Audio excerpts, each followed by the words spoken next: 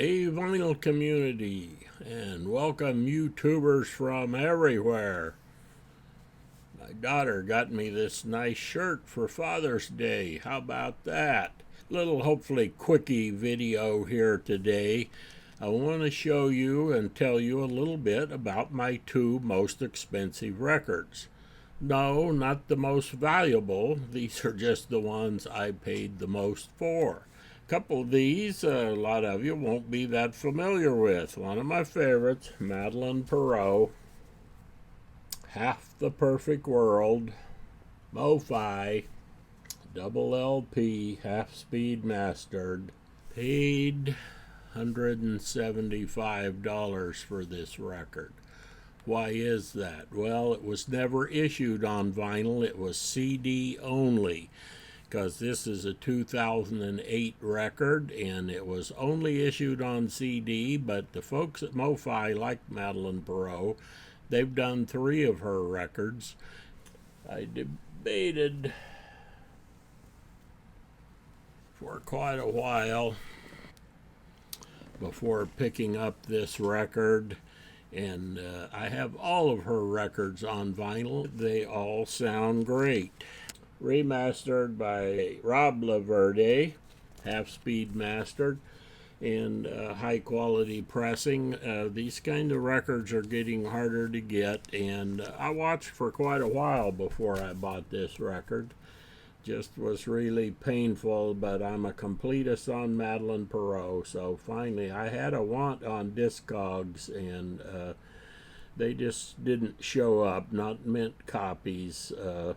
And if you want one of these now, mint sealed copy, $275 on Discogs, and I believe there's only 2 copies for sale. Here's what the records look like. My other most expensive record, I paid $150 for this record. A little touch of Smilson in the Night. One of my top 10 all-time favorite records. This is a Audio Fidelity reissue from 2010 of the original record, remastered by Kevin Gray, pressed at RTI. You're not going to get a better copy. I have a real nice first press of this, and I have a high-res download, which sounds great. One of my top 10 favorite records. This was a limited edition, difficult to get, $150.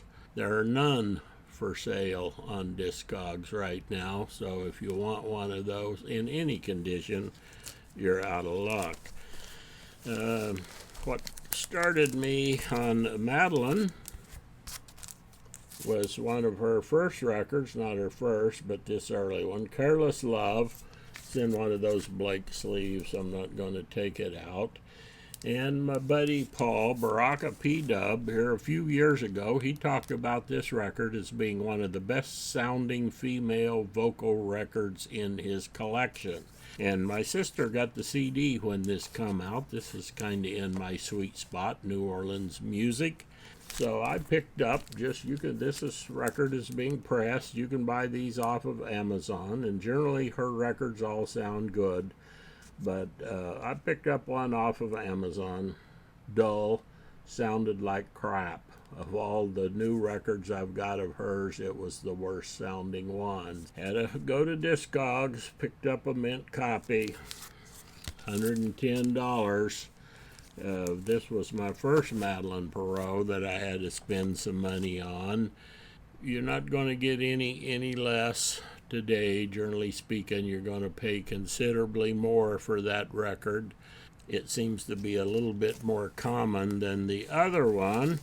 And then the other record of hers, the third MoFi, Bare Bones. This is a good one. I got a sealed copy of this off of Discogs for $25. I was lucky.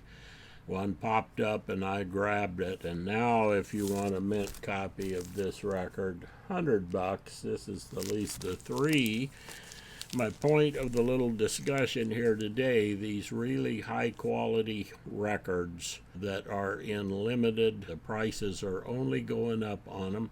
And my favorite records, I want the best sounding ones I can get. Not my most valuable, but my most expensive. I love Madeline Perot.